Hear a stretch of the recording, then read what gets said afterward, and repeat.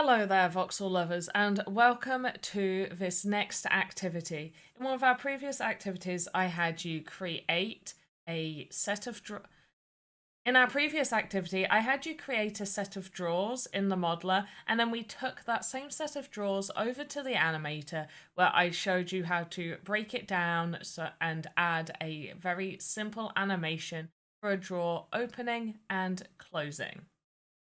For today's activity, I'm going to be showing you how you can take that same asset that we have been working on and add additional models to it, whether these are additional models that you are creating new or whether they are ones that you are importing over from existing files.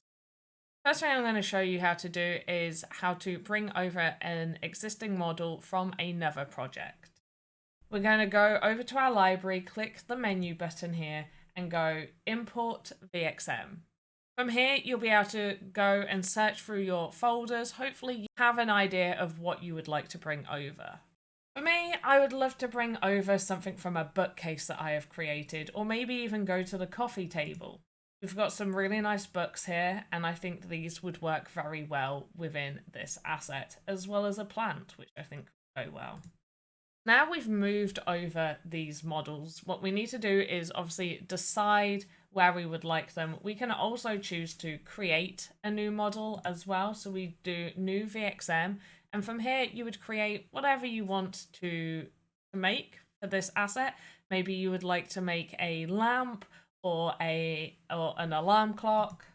Now we have everything created. Maybe you'll want some assets within inside the drawers or just on top of the drawers themselves. This is really important to note. Firstly, make sure that your arrowhead is on the 0 mark, and I would opt for being on idle 0, 1.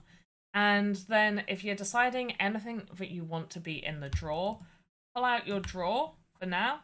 And what we're going to do is go to our drawer node. What we're going to do is create a child node off of our drawer. And the reason we're doing this is so when the drawer is in the open or opening state, that the item within that drawer is moving with it. If we had it as just a node coming off of the control or off of the main set of drawers, it is not going to move with that animation. We're going to add it here, and I'm going to add books.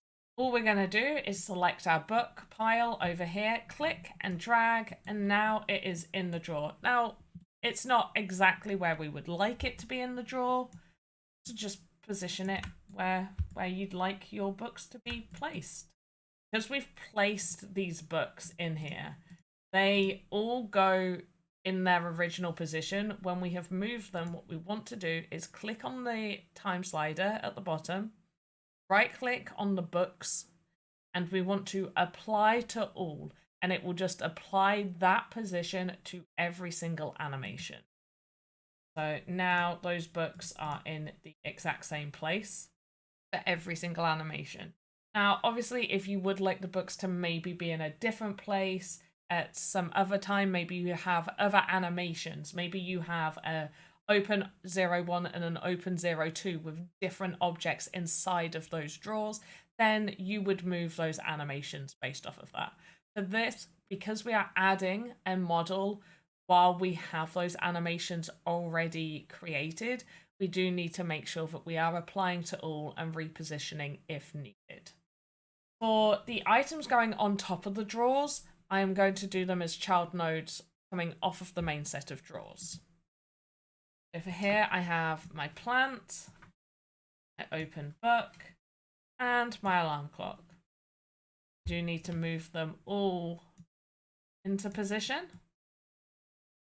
You can also choose off of the items that you have imported over. You can recolor any of these. It won't affect any of your other assets that you have created, because once the model is placed within this library, you can change the color, edit it as much as you like without it impacting any of the models from any other file.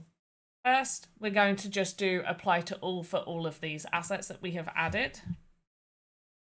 We're going to move idle back into its closed position.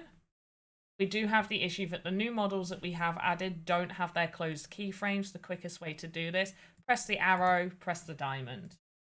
And you want to do this for all of your animations. From here, I have decided that I actually want 2 different versions of idle. So I'm going to be clicked on the idle option. I'm going to click new, and I'm going to name it idle02. I want to change what some of this looks like. So I don't want this set of books there. I want this pile of books up on the table. The reason it was fine for me to switch out those books and everything is, even though these books are linked to the drawer, it is okay in this instance because the drawer is not opening in idle 02. If I had an animation where the drawer opened, this is what will happen, and you'll see the books will move forward along with it. But for this one, it doesn't matter because there are no animations happening. Obviously, if you are going to have animations happening, you will need to rethink the way you do this. Also, and within the drawer itself, there is a section that can have items hidden. I just move this here. As you can see, now you cannot see that book that is no longer there because the drawer doesn't open for the full length of this set of drawer, and that's so I could hide items in the back or even in the base of the drawer because the bottom drawer doesn't open. Obviously, all of this is completely up to you in how you want to animate and add. I am just showing you the ways in which you can start adding additional models onto your drawers that you have already created. I hope to see your more complex set of drawers that you have created for this activity. Don't forget to tag at VoxEdit, and don't forget to use the hashtag VoxEditActivity. Thank you for tuning in with me, Panda Pops, and I will see you next time. Goodbye.